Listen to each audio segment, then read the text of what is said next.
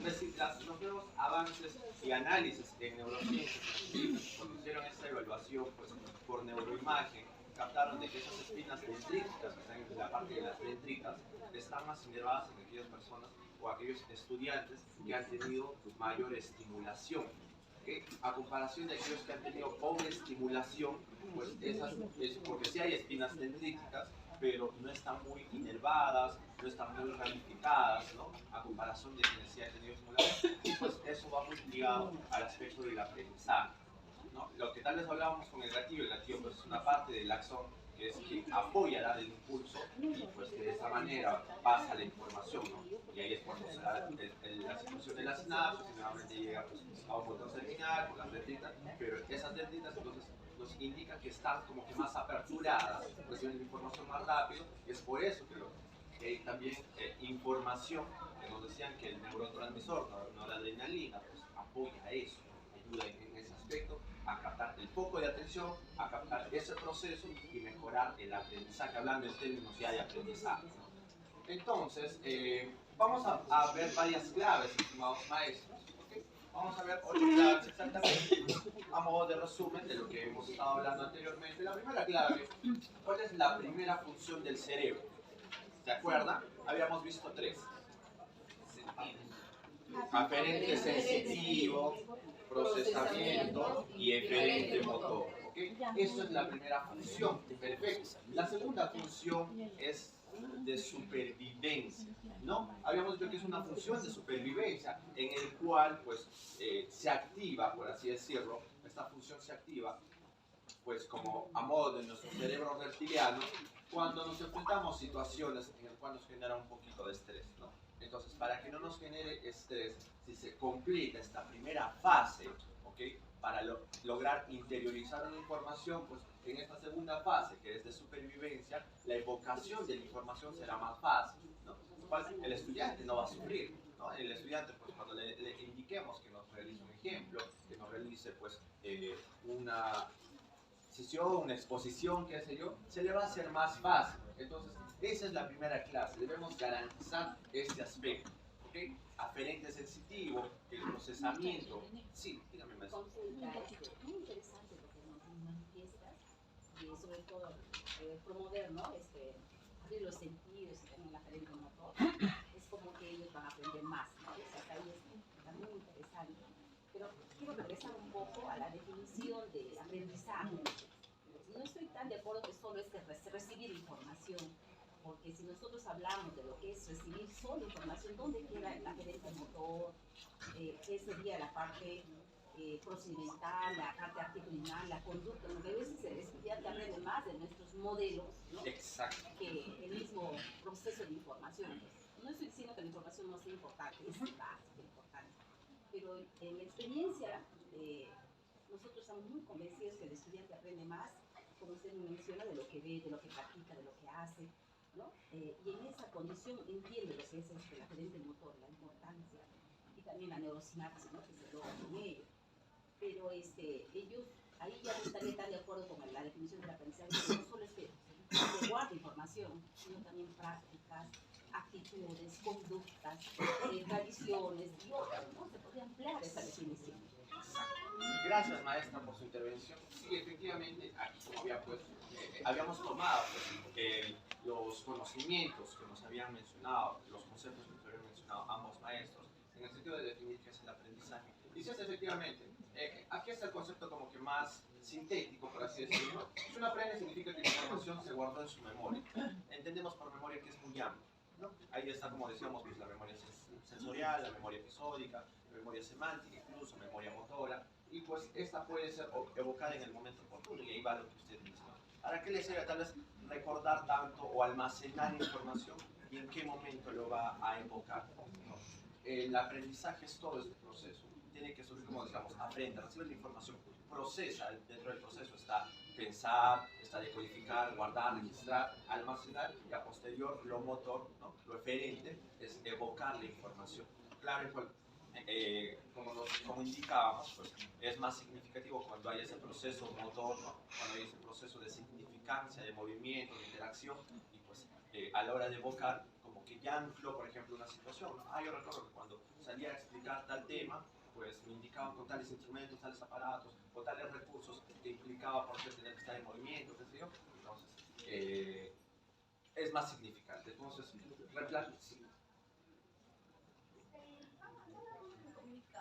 Ok. ¿Cómo está? Buenas tardes, buenos días con todos. Bueno, me presento ante todos, porque como me conocen, mi nombre es Diego, soy de la Unidad Central de Estudios Generales e Inversión Académica. El motivo del cual estoy interrumpiendo la capacitación es para hacerles énfasis que desde la unidad se está haciendo una recopilación de información sobre los estudios generales, ¿no? Tanto para docentes como para estudiantes y también para los directivos EJECA, que conforman el equipo EJECA, ¿no? En su facultad. Entonces, la señorita Cintia les ha remitido un link al grupo que tienen de WhatsApp. Algunos docentes ya lo han llenado. Estaba pensando, ¿no?, en el aprendizaje. Como ya lo han dicho la maestra, ¿no?, creo que me parece que la definición es muy corta, muy escueta, ¿no? Ella lo ha dicho que el aprendizaje viene a ser pues la asimilación o la aprehensión de información, de datos, de creencias, de todo lo que nos acontece en la vida, ¿no? Y vamos almacenando. Y lo vamos a evocar o recordar y quizás utilizar en el momento preciso cuando es necesario. Es el aprendizaje. Y nos dicen los teóricos que el cerebro humano está diseñado para aprender y le cuesta mucho desaprender. Por ejemplo, ese paso aquí con mis estudiantes, muchos de ellos tildan la palabra feliz. Ponen tilde en la I, feliz. Y también tildan la palabra examen con tilde. Y yo le pregunto y le digo, oiga, feliz ni examen no llevan tilde. Profesor, pero a mí así me enseñaron mis profesores en la primaria. Inclusive me ha puesto con un plumón rojo y bien grande, casi todo la plana de mi cuaderno. Y eso se me quedó grabado en mi memoria. Cada vez que es feliz, mi mano ya a mí automáticamente tiende a tildarlo. Entonces ahí se comprueba cuando se dice que el cerebro está diseñado para aprender, pero le cuesta mucho desaprender. A pesar que yo le digo, esto no se tilda por estas razones, por esto, pero a veces nuevamente vuelve. Le digo, entonces ahí tiene que haber una profunda reflexión profunda de que efectivamente esa palabra no debe tildarse, ¿no? Es un ejemplo clásico. Entonces ahí se comprueba pues, ¿no?, que al ser humano nos cuesta desaprender. Como si a mí así me han enseñado, a mí así me han dicho. Lo que yo leí es de esa forma. Pero cuando te dicen, no, hay otra información que está superada, está mejorada, y eso a mucha gente a veces nos cuesta, y cuando somos personas que son mucho más adultos, nos resistimos a ese cambio. Es por un lado. Y por otro lado, cuando tú manifiestas acá ya la clave. La primera clave dice, ¿no?, la función del cerebro, que es pues, ¿no?, el aferente sensitivo, es verdad que a través de el procesamiento y el aferente motor. Y la segunda dice, la función es la de la supervivencia. Cuando hablamos de la supervivencia, necesariamente tenemos que ir al cerebro reptiliano o animal, ¿no?, que también ellos tienen, y nosotros también lo tenemos, porque eso es la que lucha, la que nos permite estar vivos en la Tierra, en otras palabras. Además controla el sueño, controla el hambre, controla el apetito sexual, y también lucha por tu integridad física. Cuando te ves amenazado, dos cosas: tomas decisiones rápidas, bien huyes de miedo o bien atacas. Y ese puede ver, ¿no?, cuando tú ves que estás caminando solo por la calle y ves que vienen dos personas, y cuando ellos apresuran su paso y tú también, tu cerebro te dice, apresura tú también, o corra, huya, ¿no? Igual es con el hambre. Los animales, inclusive hasta lo que encuentra, come. Inclusive de la casa, el gato, el perro, lo que encuentra, eso lo come, porque es su supervivencia. Igual en el ser humano, ¿no? Igual aunque sea un pan duro de varios días, por la necesidad hace que tú comas. Entonces, ahora bien, pero muchas veces ese cerebro animal o reptiliano, cuando no lo controlamos, nos puede meter en problemas. Actuamos como animal, en otras palabras. O sea, cuando no controlamos nuestras emociones, ¿no?, sobre todo la ira, la cólera, la impotencia. Muy bien, pero la parte positiva es muy buena. Y además es el cerebro que nos ha permitido estar en la Tierra hasta ahora, ¿no? Hasta ahora. Nos hemos levantado porque es de una enfermedad, porque también está relacionado con la resiliencia. Te has enfermado, te has levantado, ¿no? Y todo eso. Y el segundo aspecto, lo que yo quería para el aprendizaje, ya que estamos hablando, tiene que ver mucho con el cerebro emocional o límbico, la que ya ha manifestado. Ahí detalla las emociones. Y nos dice pues que las emociones juegan un papel importante en el cerebro, o en el aprendizaje, perdón. Yo le había puesto el nombre de Matías, y creo que con esa mnemotecnia nos hemos quedado casi todos.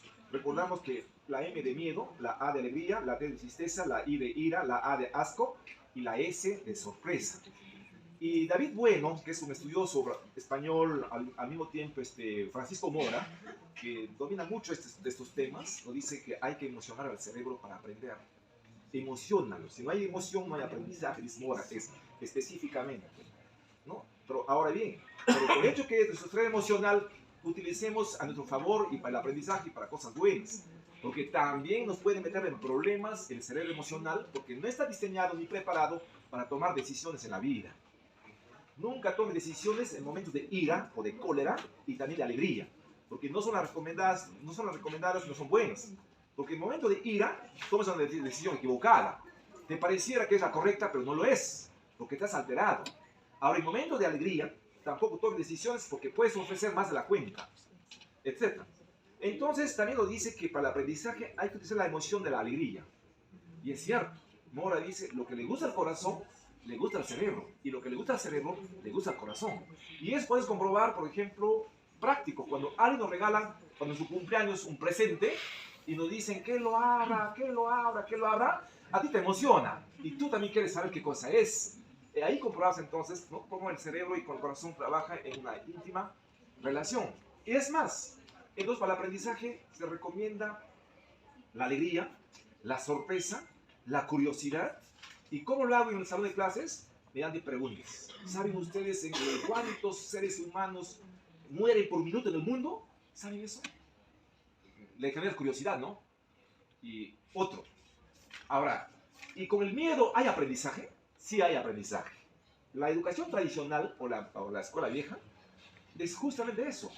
Golpes, castigo físico, amenazas y maltrato y la ley pena con sangre. Eso era el clásico y lo aceptable, el paradigma aceptable en ese entonces. Y algunos han aprendido. Me han castigado, pero he aprendido. Sí. ¿Hay aprendizaje? Sí. Pero dice que no es recomendable.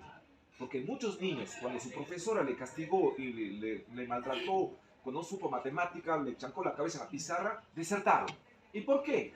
Porque el cerebro reptiliano le ha dicho, oye, este no es un lugar adecuado para ti, acá te castigan, aquí te maltrata, vete. En cambio, con la alegría, con la emoción, con la alegría y con la sorpresa, te sientes mucho feliz, mucho más contento y el aprendizaje entra suavecito.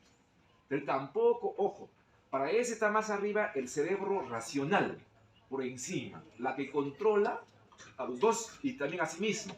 Es lo que te permite razonar y pensar, ¿está bien o está mal? Y justamente el cerebro racional es la que está preparado para tomar decisiones. Por eso dicen que para tomar decisiones, con la cabeza fría, piensa antes de actuar, que para hablar y comer pescado, hay que tener mucho cuidado, tengo que estar diciendo con el racional, ¿no? Entonces todo esto nos conlleva para el aprendizaje de nuestros estudiantes.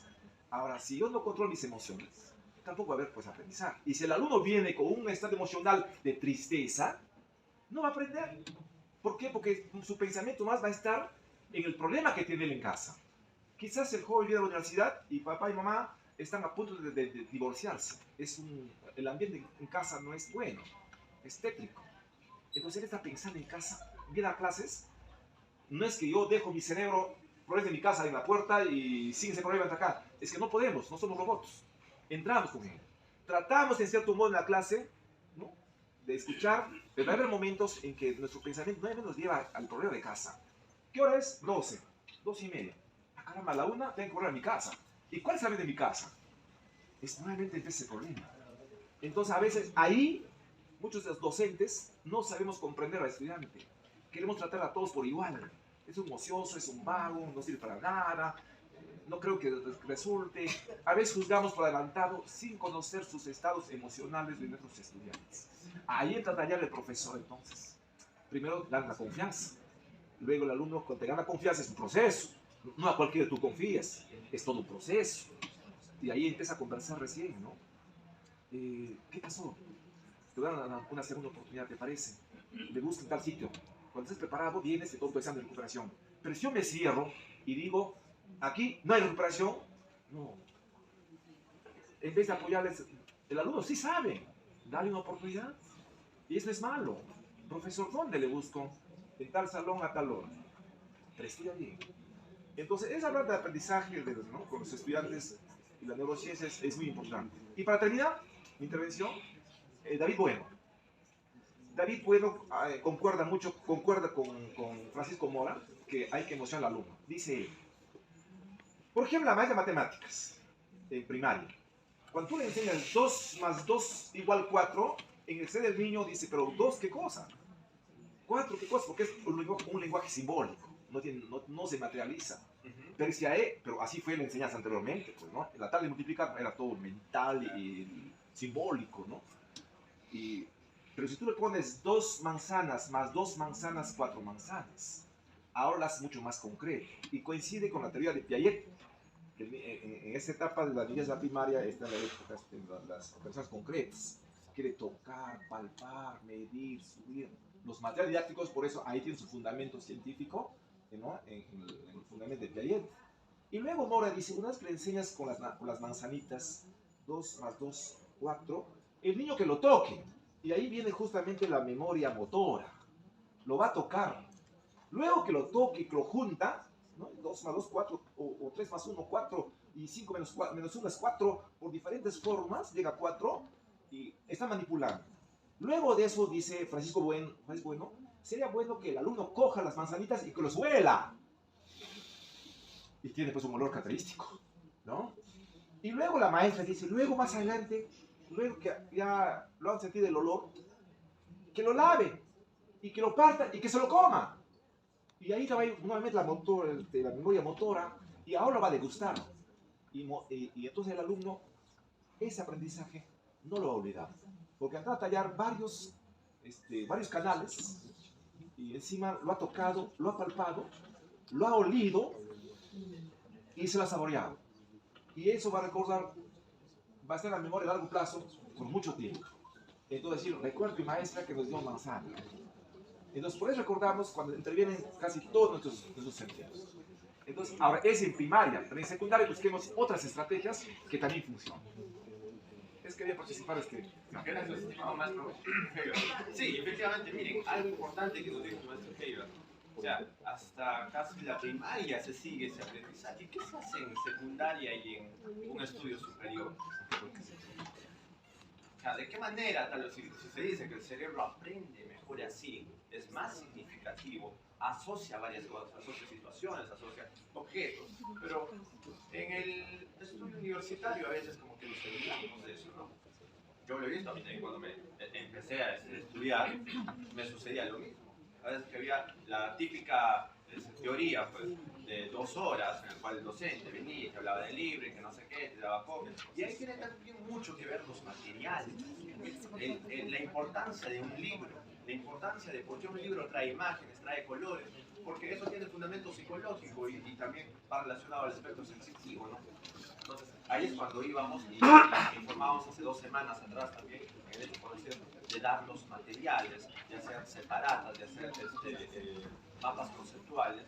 Pues el alumno se motiva poco cuando le das una copia blanco y negro, el cerebro no aprende así, ni siquiera tiene intención de prestar atención. Entonces, en ese aspecto sé que puede costar un poco más basado en esta realidad, ¿no? Hacer un esfuerzo, ¿sabes qué? Ya no vas a pagar 50, vas a pagar un sol por las copias, pero le das una copia de mejor calidad para que pueda aprender, ¿no? Entonces, basado también a lo que nos comentaba el maestro Heber, del cerebro reptiliano, por eso es que decía, cuando estamos pasando, como es el cerebro de supervivencia, y pasamos una situación en la cual, pues, yo leí un libro de Palmer, por decir, a alguien de nosotros nos ha enseñado a escribir a la perfección. Escribir es todo un arte, estimados maestros, el cual yo recién, cuando ya culminé la universidad, leía, verificaba y me daba cuenta. Todo empieza desde la postura. Y ahí es cuando, por ejemplo, nuestro cerebro reptiliano, cuando nos golpea en la parte occipital, ¿okay?, del cráneo, pues cuando nos quieren robar, por ejemplo, sufrimos un golpe aquí, tranquilamente es porque el maestro Javier mencionó de que esa parte del cerebro, que es que donde está pues, el tronco encefálico, que está encargado también del tono, la vigilia, nos golpean, tranquilamente como que nos apagamos, ¿no? Ese es el mismo sentido. Entonces, ¿cómo vamos a pedir la atención de nuestros estudiantes si nuestros estudiantes están con la cabeza agachada? Imagínense, están desgastando anatómicamente, ¿no?, fisiológicamente, no están teniendo la correcta postura, ¿okay? Está con el celular, están echados para atrás, ¿no? Entonces, la correcta postura, ya desde ahí comenzamos a ganar ese aspecto sensitivo, sensorial, ¿no? Por ejemplo, que el estudiante se duerme, está aburrido, porque no tiene, para empezar, la correcta postura, y eso tiene que ver mucho con lo que mencionaba Nasir, con una especie de amor, un cerebro, sí. Una preguntita. Cuando ustedes hablan, mencionan, inclusive también escuché hablar de cerebro reptiliano. Exactamente a qué parte anatómica del cerebro se refieren cuando hablan de reptiliano. ¿A la médula, al tronco encefálico, al encéfalo, al telencéfalo? ¿A qué parte del sistema se refiere? Y yo agradecería que mejor usen términos anatómicos reales del cuerpo humano para poder entender mejor. Porque cuando hablan de reptil, yo estoy haciendo otro tipo de idea. Ok, maestro. Está bien. ¿No terminaste todo? Sí, claro. Una cuestión de orden, por favor. Sí, Muchas adelante, gracias. Un saludo para todos los colegas en este Día del Maestro. Bueno, quiero partir de ahí. Yo creo que en este momento es muy interesante lo que usted empezó a explicar. Estamos ahorita dentro de lo que es la neurociencia cognitiva, ¿no? Entonces eso es lo que nos está interesando. Ya hemos visto que existen diversos tipos de neurociencia. O sea, a nosotros lo que nos interesa en este momento es tratar de hacer una mayor incidencia dentro de lo que es la neurociencia cognitiva. Ya en el primer módulo ya hemos visto varias cosas, ¿no? Que ha sido muy interesante, dicho sea de paso. Y yo creo que esta primera clave tiene que ver con lo que ha explicado profundamente y ampliamente el profesor Holler. La asertividad. ¿Qué es la asertividad? La asertividad es la empatía, la asertividad es la alegría, la asertividad es el llevarnos bien, ¿no? Es el de tratar de tener una convivencia. Entonces yo creo que ese es el punto de partida, más bien yo creo que tendríamos que avanzar un poquito más porque de eso es lo que se trata, ¿no?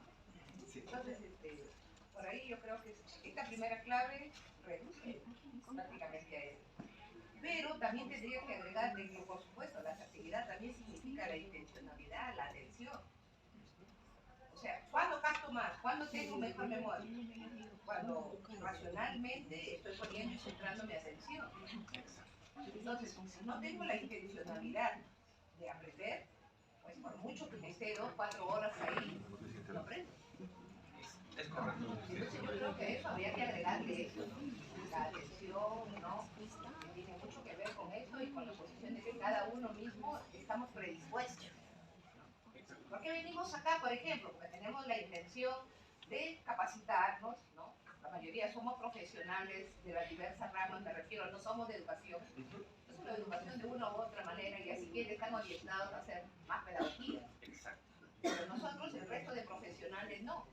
Así que para nosotros es vital este tipo de capacitaciones, porque nos permite entonces llegar mejor al grupo humano con el cual nos. Agradezco su intervención, Sí, maestro. maestro, chiquito más, disculpe, quizás se cayó ya un poco pesado. No, adelante. No, cuando usted decía que los materiales didácticos juegan un papel importante, que en inicial y primaria se hace con bastante énfasis, pero poco a poco se va perdiendo ya en la secundaria y en la superior, ¿verdad? Y justo me viene a la mente, la semana pasada un profesor me llamó por teléfono muy preocupado y me dice, te queda una pregunta, me dice, ¿cómo empiezo mis clases? ¿No? Y yo en broma le digo, pues por el inicio, ¿no? La clase en 3 partes y ni de ser cierre, no en broma, ¿no? Y le digo, ¿y qué pasó? Le digo. En la mañana, ni bien pasaba, entrar al salón de clases, un alumno se paró y me dijo, profesor, ¿quieres que le pida a mis compañeros sus 20 céntimos para sacar la copia? Dijo el alumno al profesor. Ni bien estaba ingresando. Entonces, esa pregunta al profesor le hizo reflexionar y dijo, mis alumnos ya saben ya lo que voy a hacer, o lo que hago en mi rutina de todos los días y de siempre. Entonces, ellos ya no hay motivación ahí, ya no hay interés, yo no lo llevo curiosidad, ellos saben qué cosa hago. Entonces él me va a preocupar por eso. Oye, digo, pero hay otras formas. ¿Qué haces tú?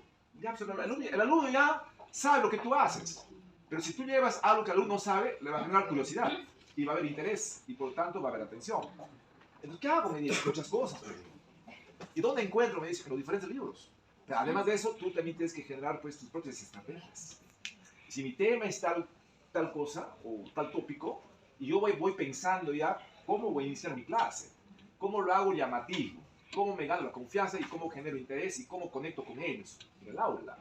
Porque si no, como dice la maestra, va a estar chateando ahí. Y hoy en día, luchar contra el celular no es tan fácil. Todos están ahí, ¿no? Pero si tú tratas de ganarte, de cómo los motivas y cómo se nota. Cuando el alumno te sigue con la mirada, tú te mueves, ¿no? Y te desplazas, como siempre lo haces, el alumno te va siguiendo con la mirada. Y tú das cuenta que sí quiere preguntar. Y cuando te pregunta o aporta, entonces hay interés. Es por un lado. Y por otro lado, ¿cómo hacen secundaria y superior materiales? Me voy a pensar. Por ejemplo, el profesor de educación física debe juntarse con el profesor de matemática, si enseña física. Adelante, ¿qué fue el curso de física con el juego? No, pues es que el juego es la actividad más placentera en el ser humano. En todos, hasta en los animales, ¿no? Entonces, utilizar el juego, por ejemplo, dice, muchachos, el profesor de matemáticas dice, hoy no hacemos clase en la pizarra, ni en el salón, nos vamos a patear penales. Pareciera algo raro, pero es ahí donde yo voy a hacer física. Va a patear penal, del punto de penal al arco hay 12 metros. Que patee penales y luego que calculan cuántos metros por segundo ha viajado la pelota, que es mucho más significativo que de móvil, que una bala, que nunca dispara ni una bala, yo. El alumno tampoco, pero si le hago patear es más significativo. Entonces ahí puede calcular entonces velocidad, fuerza, tiempo, segundos, no sé, se me ocurre. O lanzar la canasta, en el caso de básquet, lanzar la bola hacia, ¿no? hacia la canasta. Y va en forma de parabola, ¿no? Hay un movimiento parabólico. Los profesores de matemática, los de física, lo entenderán mucho mejor. ¿Eso es significativo? Sí. Aprendí física, ¿no? Esta parte, patear en lo penal. Y al mismo tiempo es divertido. Y ahí el arco tiene ángulos. Es un cuadrilátero, o sea, es un rectángulo, ¿no? Y estiras más, no sé, pero entonces eso es significativo. Quizás de repente se puede ir implementando poco a poco. O en caso de la alimentación, ¿no? Les preparamos una ensalada y luego le explicamos cuál es su valor proteico que tiene ese alimento. Claro. Si dice, hablan de alimentos, de la dietética, pura teoría, y quizás plata en la pizarra, pero es mejor, más práctico que lo degusten en grupo. Entonces acá estás consumiendo esto, dieta blanda, dieta sólida, dieta líquida, no sé, no ellos ya saben qué hacen. Entonces ahí está, es mucho más práctico. Entonces ahí yo creo que por ahí va el camino. Ahora en superior había que seguir pensando, imaginando cómo lo hago más llamativo en mis clases. Eso quería aportar. Ok, gracias. Sí, en efecto, ¿no? Como decíamos, al menos en una educación superior tal vez un poquito más sofisticado por la misma necesidad de cada estudiante, ¿no? Ya son más autónomos, más independientes, no es como en el colegio, en el cual tienen que estar como que detrás hay incluso un auxiliar que ayude, etc., ¿no? En la universidad todo ese aspecto ya toma otro giro, toma otro sentido, otras vías, ¿no? Entonces, por eso que decíamos, tal vez pueden interrumpir 5 minutos de su clase y hacerlo salir al campo, dependiendo del tema, dependiendo de la asignatura, dependiendo de lo que van a tocar en ese día, pues, y orientar actividades, ¿no? Por el solo hecho, por ejemplo, como decía, pues, hacerles estirar de la posición correcta que están en el salón, que asumen. Pues, desde ahí como que ya se empieza, ¿no? Se empieza en el cual, porque si, imaginen, ¿no? Todos los estudiantes siempre que, la gran mayoría que en mi experiencia me pasó, que se sientan detrás, casi la gran mayoría pues, están mal sentados, mal posicionados, están con el celular, qué sé yo, ¿no? Entonces, y aparte, pues también como mencionaba, ¿no? Ir rotando en el salón, ¿no? Pues, nosotros como maestros, pues, solamente como que utilizamos la parte de adelante, pero tal vez ir por detrás, hacer participar, preguntar, qué sé yo, ¿no? Entonces, gracias, maestro. Volvemos a recalcar cuánto dura la atención en el aula. Nosotros estamos en educación superior de 15 a 18 minutos en intervalos, ¿okay? Entonces, desde que iniciamos la clase empezamos a emocionarnos, pues ya estamos empezando a captar la atención, podemos ir controlando incluso, porque va a haber momentos en los que va a caer. Y bien es cierto, por más de que salgas al campo, pues van a haber alumnos distraídos, van a haber alumnos en los que van a estar pensando en otra cosa, hablando, no van a estar concentrados en clase, pero en los momentos en los que identifiquemos, entre ese periodo, esa transición de decir, ok, ya está prestándome atención, tratar de brindar toda la información posible, pero de manera tal vez un poco más didáctica, más teórica. Entonces, la segunda clave es movernos. Ya lo entendimos, ¿no? Que nuestro cerebro aprende, pues como mencionaba también el maestro Hilbert, con un aprendizaje tal vez más kinestésico, ¿no?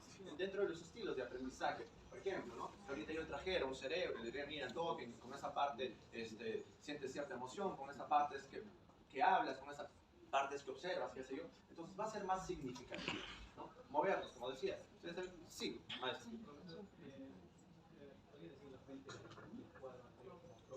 ¿Perdón, maestro? Esto. Entonces, ok. La fuente del cuadro anterior, ok. Perdón, no le escucho bien. Sí, la fuente, la referencia. Ok. Esta referencia, estimados maestros, está, en sí no hay investigación neurocientífica, pero no hay quien lo ha estudiado. Solamente, o sea, revisando información, es que busqué que bajo neurociencias, por el maestro, es argentino, no tengo el nombre exacto, que se lo busco, es un argentino que investigó esto en Argentina, y él sacó esta información. ¿Okay? Lo busco en breve y en lo que hacen la información, en la parte práctica, les brindo la información exacta. ¿Okay? Gracias por ello, maestro, si se me pasó poner la referencia. Entonces, ya mencionábamos que la segunda clave es moderno, ¿no? La tercera clave, si alguien quiere pues, aprender es escribir sí o sí.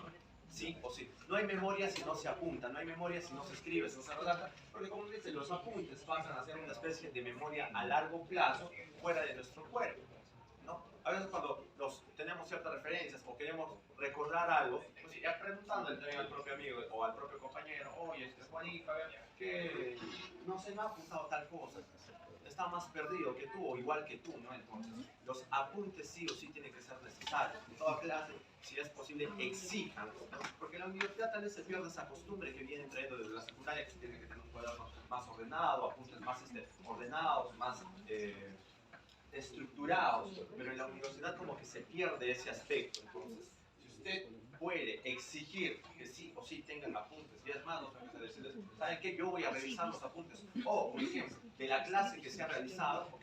Quiero que ahorita me haga un resumen de una hoja, ¿no? O un texto argumentativo de lo que han aprendido, que lo vamos a revisar, ok, de esa manera, pues refuerzas el aspecto de la memoria.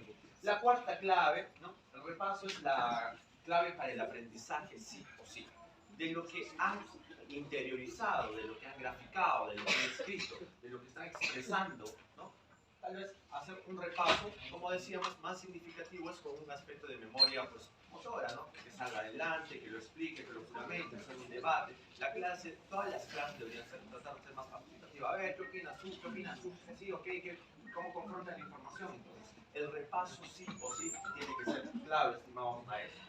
¿Okay? La clave número 5 es poner en acción el A, ¿no? La primera función del cerebro. ¿Recuerdan? Aferente, proceso y eferente. Entonces, no hay aprendizaje sin actividad. ¿Okay? Si no hay actividad, cada clase de proceso decía que ustedes deben tener ciertos manejos de evaluación porque en pequeñas actividades, ¿no? Tal vez en preguntas, en encuestas, tal vez que salgan al frente, que participen, como ya decía, en sociodramas, en pequeñas explicaciones, pues vamos a ver de que ese aprendizaje, ¿cómo se está dando? ¿No? A través de diferentes actividades en función a la necesidad de su escuela o de su facultad. Entonces, el primero, por decir, es teatralizar, ¿no? Cuando tal vez hacemos un pequeño teatro, una pequeña sesión, pues de explicarlo a modo dinámico, ¿no? Como vuelvo a repetir, no todo se va a cumplir en el caso de que aquí estamos de diferentes facultades. Tal vez tranquilamente esto serviría para hacer casos en psicología, en educación, en derecho, ¿no? Entonces, dramatizar una situación a modo de explicar, pues va a ayudar a que la información quede más clara. Lo siguiente, vuelvo a redundar, tomar notas, sí o sin tomar notas.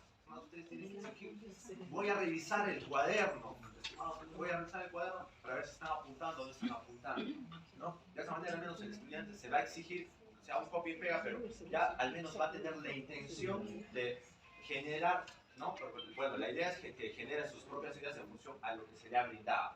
Lo siguiente es realizar aeróbicos antes de clase. Este punto es opcional, pero ayuda mucho, ¿no? Siempre tratar de decir a los estudiantes, número uno, pues desde cuestiones de recursos fisiológicos, ¿no? Que vengan que hayan descansado muy bien, ¿no? Pero a veces en nuestra realidad es muy distinto. Tenemos estudiantes que trabajan y que estudian, que a veces son un poquito sofisticados, pero por cuidar su alimentación, ¿no? Tratar de tomar agua, al menos hacer ejercicios media hora al día, etc., ¿no? Entonces, cuando se le da esas pequeñas pautas, al menos como que el estudiante dice, oh, ok, sí, ¿no? Y ven el cambio, se les trata de motivar, pues como que ya va a haber un cambio significativo. Lo segundo es usar el cuerpo para expresar ideas. Cuando uno habla, cuando uno explica, va moviéndose, va realizando diversas acciones motrices, pues ayuda, como ya vuelvo a repetir, ayuda a que el estudiante pues interiorice mejor la información y a la hora en la que tenga que explicar, ok, ya me acordé que con tal movimiento, con tal baile, con tal canción, pues aprendí cierta información, ¿no? Lo segundo es enseñar. ¿Cómo se resume el aprendizaje? Como hace rato mencionamos, cuando alguien te explica, te explica. Entonces, cada clase, tal vez como mencionaba, pues ya no está el maestro que decía, ¿no? Que hacía a sus estudiantes que salgan a explicar las sesiones anteriores, no de manera aleatoria. Tal vez no sé, a ver, puedes explicar. Entonces, como se van a sentir en un estado de supervivencia, pues se van a exigir ellos mismos, ¿no? Por el mismo hecho de pasar vergüenza delante, que tal vez no han repasado, no han estudiado. Entonces, ese proceso de enseñar tiene que tratar de trascender en sus estudiantes, tiene que tratar de hacerles interiorizar, ¿no? Tal vez a veces esto incluso hasta es un poquito mal visto en el hecho de que a veces dicen, no, se va a prohibir las exposiciones. Pero ¿cómo realmente se da una exposición? No que alguien venga y que te diga, va a empezar a leer, ¿no? Va a empezar a leer, va a empezar simplemente a decir tal y cual está en su diapositiva, ¿no? No, enseñar va a un proceso más allá, entonces, desde ese punto, se parte de que los estudiantes deben empezar a elaborar sus propias ideas y en función a ello, pues comentarlas, porque así se logra el aprendizaje y lo vamos a ver ahorita en el siguiente cuadro, ¿no? Autoexaminarse y examinar a otros también ayuda, ¿no? Para ver, no con el hecho de comparar, sino con el hecho de ver qué procesos tal vez me faltan. Y eso es lo que decía hace rato. Si tal vez a mí me cuesta motivarme para aprender, pues ¿qué me cuesta tal vez reunirme con un grupo de colegas y podemos compartir, ¿no? Porque tal vez el aprendizaje es más interactivo, él está con sus pares, está hablando, tal vez, no sé, pueden hablar de cosas que sean pues, propios de su edad y en función a eso hacer pues múltiples ejemplos, qué sé yo, ¿no? Lo siguiente que mencionaba es jugar, ¿no? Tratar de diseñar diversas técnicas, diversos aspectos lúdicos, ¿no? Ahora hoy en día, ustedes ingresan a Google, ejercicios lúdicos para educación superior, sale una lista, sale. Exacto. Entonces, de esa manera, pues el estudiante como que nadie había hecho, nunca había ingresado a una clase así, ¿no? Entonces, ya se empieza a motivar, empieza a sentir mayor interés. Y lo segundo es caminar mientras estudia. Caminar, por eso que decía, ¿no? Yo les juraría que se recordaría tal vez una conversación que han tenido con alguien mientras caminaban, que simplemente estar sentado, ¿no? ¿Por qué? Porque el hecho de estar moviéndonos, como decía, hay un anclaje psicológico y neuronal entre lo que se dice y lo que se hace. Entonces, a medida en la cual, por ejemplo, uno está caminando y va conversando, y a posteriori yo digo, ¿qué has conversado con ella? Me lo cuentas tal vez no específico, pero me cuentas con mayor detalle a que simplemente pues has estado conversando en una sesión sentada, aburrida, ¿no? Entonces, la sexta clave, este es el cono de aprendizaje de Edgar Dale, que nos dice, ¿no? Hay dos maneras para nosotros, o hay dos aspectos en el cual nosotros pues, aprendemos y se refleja nuestro aprendizaje en función a lo que hemos aprendido, valga la redundancia, ¿no? Y ahí va con el punto anterior que decía enseñar a otro. El hecho de enseñar a otro, esta especie de triángulo, pues lo ha categorizado para ver en qué porcentaje nosotros vamos aprendiendo, ¿ok? Para llegar al menos a un 90% de aprender una información, tenemos que pasar todos estos pasos, ¿no? El primer punto, si bien es cierto, no nos podemos desligar del aspecto cognitivo, porque eso es lo básico y necesario, ¿ok? Pero si complementamos con lo siguiente, mira, ¿qué está leer? ¿No? Leer es una función cognitiva, escuchar una función sensitiva, observar también es una función sensitiva, ¿no? Ver una película, ya estar asumiendo otros aspectos, otros materiales relacionados a nuestra temática, relacionados a nuestro curso, ¿no? Para lograr un 70% ya participar en debates, tener una conversación, porque mantener una conversación, pues en función a qué mantienes una conversación, no solamente escuchar a lo que el otro diga, ¿no? Pero te puedo preguntar, sí, ¿tú qué opinas? Ah, ok, yo opino tal cosa. Sí, mira, yo opino de esta manera, busco tal información. Ah, sí, entonces ese aspecto de conversar, ¿ok? Nos indica, según Edgar Dale, que ya vamos a lograr un 70% al menos de retener una información. Para lograr un 90%, entonces a ver, y a veces acá se pueden preguntar y ahorita lo vamos a ver, ¿por qué no se logra alcanzar un 100%? ¿No? De lo que decimos y hacemos. Simular experiencias reales, diseñar a cabo una presentación, hacer aquello.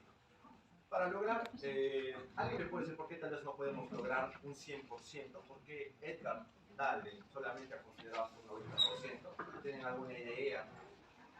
Algo del por qué tal vez él solo se ha quedado un 90%, o les planteo la siguiente pregunta. un aprendizaje se logrará aprender en un 100%, ¿qué creen ustedes? ¿No? ¿Y por qué?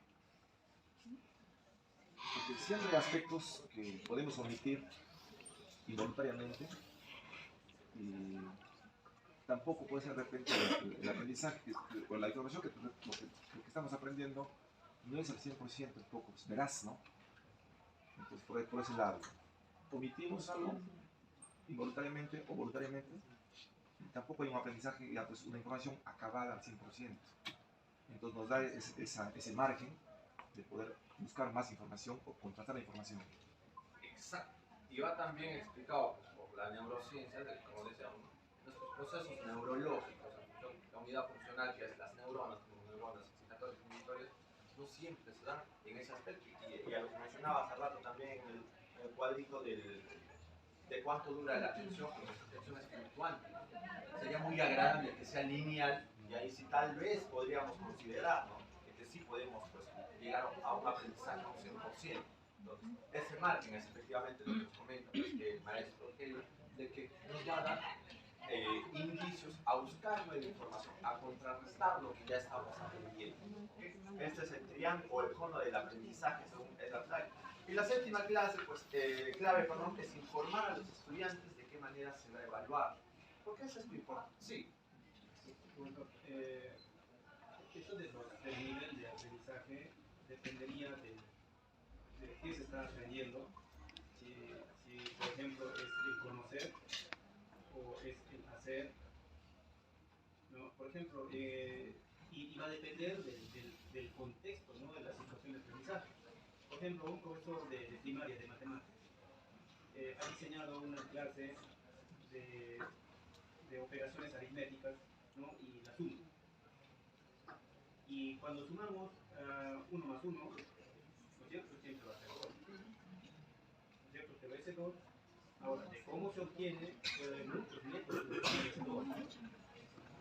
Pero ya el 1 más 1, 2, ya se logró. ¿No? Entonces, yo considero que el autor se refiere a un plan de aprendizaje empaquetado como producto, ¿no? Pero hay muchos aprendizajes que son progresivos. Estimado maestro, claro, o sea, si bien es cierto que el autor acá, como usted decía, no, es el paquete, pues lo que se debe cumplir para lograr un aprendizaje, pero ¿en qué momento tal vez ha considerado el hecho de decir que ese aprendizaje puede continuar? Por ahí tal vez, entonces, por eso también asimilaba un poco de que tal vez no ha considerado como un 100% de aprendizaje, no lo ha dejado tal vez de un porcentaje menor con aras de, pues, de que ese 10% sea la elaboración propia de la persona quien está pues, diseñando o está aprendiendo, ¿no? Entonces, sí, efectivamente, cumple y concuerdo con lo que usted dice, estimado maestro. Sí. Con respecto a su cono, a mi concepto, cuando hablamos del aprendizaje y de acuerdo a los porcentajes, es porque está relacionando dos variables que vienen a ser la memoria y el olvido. Y estos a su vez tienen relación con el recuerdo. Entonces, cuando mi recuerdo es mayor, ahí hablo del porcentaje. Y cuando yo recuerdo mayor cantidad, digo, he aprendido más. Entonces, para evitar que se sume al olvido, que yo no recuerdo, entonces debo usar ya sea el pasivo, y ahí están los caminos, que cuando es activo es mayor la memoria y menor el olvido. Entonces, en base a ello está determinando el tipo de aprendizaje. Claro, efectivamente. Efectivamente, concuerdo con usted, tiene toda la razón en ese aspecto. De que el tipo de aprendizaje pues, se va a diferenciar, el maestro lo dice en términos tal vez más investigación, por así decirlo, de que se tiene que correlacionar, sí, para nosotros poder saber qué tipos de aprendizaje va a ir desarrollando nuestro estudiante en función a los porcentajes y al estilo ya sea pasivo o activo. Decía este punto, estimados maestros, informar a los estudiantes de qué manera se les va a evaluar. ¿Por qué? Porque el cerebro, a veces, si bien es cierto, cuando agarramos de sorpresa, y ahí es cuando tu cerebro, pues, de supervivencia, ¿no? Entonces estás iniciando. Y el cerebro a veces como que se limita, ¿no? Como cuando le dices, para la primera tarea académica solo voy a considerar 2 trabajos, entonces el cerebro se limita, ¿no? Pero tal vez damos esos aspectos de decir, voy a realizar nuevas evaluaciones o voy a modificar el proceso de evaluación, porque ahora estamos haciendo evaluaciones por competencias y capacidades, ¿no? Y una evaluación socioformativa también desde ese punto de vista para poder ver cuál es el producto que obtenemos de nuestros estudiantes, qué habilidades va a desarrollar con mi clase, con ese tema, qué competencias va a generar el hecho de que yo realice este tema con mis estudiantes. Pues de esa manera, cuando nosotros explicamos, ¿no? Se hace tal evaluación porque se quiere lograr tales competencias, se quiere lograr tales capacidades. Con este ejercicio vamos a lograr eso. Con la clase del día de hoy ustedes están aprendiendo claves para que puedan enseñar a sus estudiantes. Cuando se les explica de esa manera, entonces el estudiante como que ya se da cuenta y sabe a qué se está sometiendo en términos sintetizar esa información con ciertos términos. Yo es muy probable que he dicho dulce, porque los productos que, por las palabras que he dicho en gran parte, son pues parte que tienen dulce, ¿no? Están constituidos por alguna fuente, pues, que concierne o que a modo semántico pues engloba esta palabra dulce, ¿no? Entonces, por eso es que tal vez hayan asociado a ese nivel de decir dulce. Entonces, si nosotros empezamos a asociar información de manera sintética, con ejemplos sintéticos, pues es más fácil la información, llega más fácil y se dan cuenta, o sea, ya el aspecto de memorizar, ya tu cerebro de manera semántica ya dice, ah, ok, ¿no? Por ejemplo, bases anatómicas del cerebro o hablar partes del hueso, ¿no? Entonces, de esa manera. La octava clase, estimados, o clave, perdón, estimados maestros, es de que si no logramos motivar a los estudiantes, de que si vemos, ¿no? A pesar de que se hacen todos los esfuerzos, porque cada estudiante viene con una realidad distinta, cada estudiante pues, interioriza el aprendizaje en función a sus necesidades, a sus habilidades, a sus capacidades, pues estudiemos en grupo, ¿no? En la clase, al menos intercalados, tratar de hacer actividades de manera grupal, ya que de esa manera se comparten ideas, se comparten saberes, aprendizajes, y a un nivel emocional también. ¿Por qué? Porque el aprendizaje se siente más motivado a hablar con el compañero, pero lógicamente con el sentido de que estudien y hablen sobre el tema, ¿no? Porque eso también puede ser contraproducente, que nos juntemos en grupos y en vez de hablar del tema, pues sea la manzanita de la discordia que en vez de hacer el trabajo, pues afecte al grupo, ¿no? No con aspecto de decir, ya, el mismo hecho, ¿no? De decir, van a salir a explicar a alguien de aquí, yo voy a elegir al azar, y es como todos, pues, se activa ese aspecto pues, de supervivencia y decir, uy, ¿a quién elegirá? Entonces, desde ahí como que ya estás condicionando al cerebro de que todos tienen que aprender. Si bien es cierto, pues, cada uno surge en función a una realidad distinta, ¿no? Aquí estamos en un espacio, por así decirlo, multiacadémico de diversas escuelas, cada escuela tiene sus propias necesidades, propias didácticas, algunos tal vez son más interactivos, ¿no? Algunas escuelas tal vez son más teóricas, algunas más prácticas, pero en función a ello vamos a realizar la siguiente actividad, ¿okay? De todas las claves que aprendimos, ¿cuántas? Y en grupo, ¿no? Para que sea tal vez más dinámico, tal vez más rápido, también sin aras de quedarnos cortos con el tiempo. De todas